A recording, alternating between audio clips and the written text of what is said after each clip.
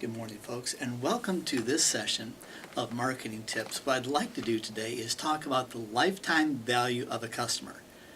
And what we're going to do today is we're going to, number one, define what the lifetime value of a customer is. Number two, why knowing what that number is important to you as a business owner. And number three, how to increase that lifetime value of a customer. Let's go ahead and start with what we're going to be doing. Number one, the most important thing is to know what the lifetime value of a customer is.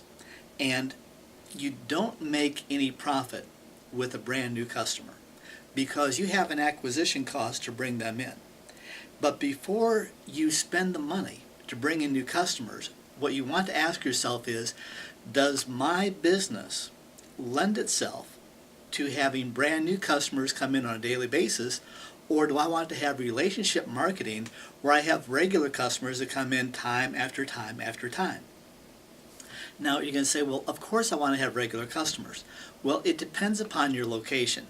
If you're on the highway, and let's say that you're a truck stop or a diner on the highway, and you have billboards out, and your only business that you get is from people that stop by as they're driving by, maybe the lifetime value of a customer is less important to you than other locations. However, for most locations that don't have a constant stream of new customers coming in that you'll never see again, what you want to do is you want to have them be regular customers. So let's talk about what the lifetime value of your customer is. Let's assume that you ask yourself, how much does my average customer spend per visit? Let's say, just for the sake of argument, that it's $100 per visit. And let's say they come back once a week. That's once a week, or 50 times a year, they spend $100. So your lifetime value for that customer for 1 year is $5,000. Let's move on. How long are they going to continue to do that? On average. Now, if the average amount of time is 10 years, the lifetime value of your customer is $50,000. Well, now you want to say, what is my acquisition cost? If my lifetime value of my customer is $50,000, what does that mean to me? For every new customer that you bring in over the lifetime of that customer, they'll bring in $50,000 if those circumstances are correct. What happens if you say, well, I don't have that much, they don't come in and spend that much that often? Then adjust the numbers. But for this purpose, let's go ahead and say your lifetime value of your customer is $50,000. If your profit margin is 10%, anything less than $5,000, because your profit for that period is $5,000 for that customer, anything less than that for your acquisition cost, you're going to be a winner. So, just for instance, if your acquisition cost is, let's say you spend $250 to get a brand new customer, and you say, wow, that's an awful lot of money to get a brand new customer. Is it? Because if every time you bring in a brand new customer and you can convert them into a regular customer, you bring in $5,000 in profit, you're $4,750 ahead every time you do that. And it depends upon the type of business that you have, but the more lifetime value of the customers you have, what happens is that increases the value of your business. And so every time that you go ahead and have a lifetime value of the customer that brings in $50,000, that elevates your business by a multiple of that lifetime value. How much? It depends upon the type of business. We'll get into that in another session. So if we know what the lifetime value of the customer is, again, it's what does the average customer spend each time, how often do they come in, and how long are they going to continue to do that? Now, here are a couple ways to increase the lifetime value of your customer. First of all, when they come in the first time, you want to have that be a rich and engaging experience for that customer. What do I mean by that? I don't know if you've gone into some stores and they have a perfunctory, welcome to whatever the name of the store is. That's not welcoming. That is almost annoying. What you want to do is you want to, as the owner, you want to train your employees to go over and introduce themselves to the customer, ask how they can help them, let them know that you're there and you have something of value to bring, identify your unique marketing advantage, and then say, if I can be of help, let me know. Now, you don't want to be pushy. The worst thing, I don't know if you've ever gone into a store and you've had a salesperson come up and you felt like, oh, too much pressure. What you want to do is you want to let them know that you're available. Let them know that you know what you're talking about, and let them know that you have a unique advantage over other stores, and then say, I'm here to help you. If you want to browse, that's great. When you need help, just let me know. Very low key, but you want to always articulate the difference that you have over other stores. Here are the 4 ways that you can increase the lifetime value of the customer. Number 1, decrease attrition, which means that you limit or reduce the number of people that leave. Number 2, increase retention. You want to have them stay longer than they did previously. And we'll talk about that in the future. Number 3, you want to increase the dollar volume per visit. And number 4, you want to increase the frequency of visits.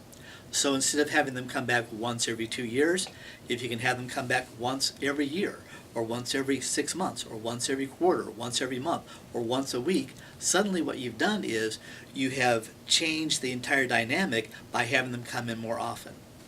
Now, how do you do that? Well, let's use an example of a pizza shop. One of my favorite pizza shops in downtown Orlando was Gino's Pizza. Wonderful pizza.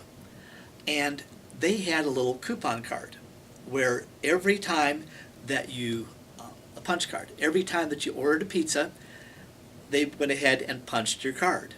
And if you had 10 punches in your card, you got a free pizza. Have you ever seen something like that? You want to have something like that, a frequent shopper card, so that every time that they came in, you went ahead and punched their card and have a unique shaped punch. Punches are cheap. $20 you can have a unique shaped punch that no one else can duplicate. And once you do that, people are going to come in more often because you've given them a reason to come back. Number 2, customer appreciation days. You want to go ahead and give them a reason to feel good about coming. And there are some companies that they will have special hours for value clients. And so they'll say, from 8 o'clock till 10 o'clock, this is my VIP shopper time, and it's only open for those people with a VIP card, and when they come in, they have special discounts, they have special deals. Why do they do that? Those are loss leaders. They want those people to come in and spend an awful lot of money by having a time that is just special for them. You have customer appreciation days where my parents went to a financial planner's Christmas dinner. And this was a Christmas dinner. They weren't trying to sell them anything. This was an appreciation for their past service, for their past business. And what happened was you felt warm and fuzzy and you didn't want to go to another financial planning company. Why do they do that? They want you to come back again and again and again. The next thing that we want to talk about is once you have established the lifetime value of the customer, once someone comes in, you don't want to ever let them go. You want to have them feel good about this. Now, if you have a store that you can justifiably ask, can I have your contact information? We do a newsletter every month, and we have special deals, special coupons in there. And you can opt out at any time, but this is just a way for us to let you know once a month, this is what we have coming up. Don't have it be too pushy, but you can send out these email blasts. You can have them like you on Facebook. You can have them follow you on Twitter. And this is a way to go ahead and use social media to make them feel that they're part of your universe.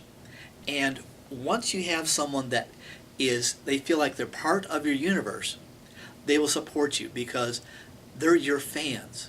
You want to have a fan club, and you want to go ahead and elevate those people that have done something special to give them a sense of exclusivity, so they want to be a member of your fan club. They want to be a member of whatever type of club you have. They get discounts. Reward them. Do articles about them.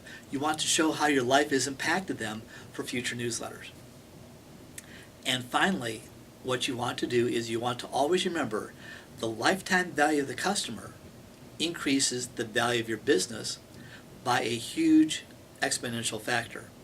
And so typically, in the old days, we used to say general ballpark rule of thumb that for every dollar that you had for lifetime value of a customer, you could increase your business volume by $10. So for every dollar that you bring in, it increases the value of your business by $10. Now again, that varies from business to business. It might be only $5, it might be only $3, but when you increase your gross, and you have that with the lifetime value of a customer, you just added value to your business. So you want to take a look at that as well. Would you want to go ahead and spend $1 and get 10 back? Obviously.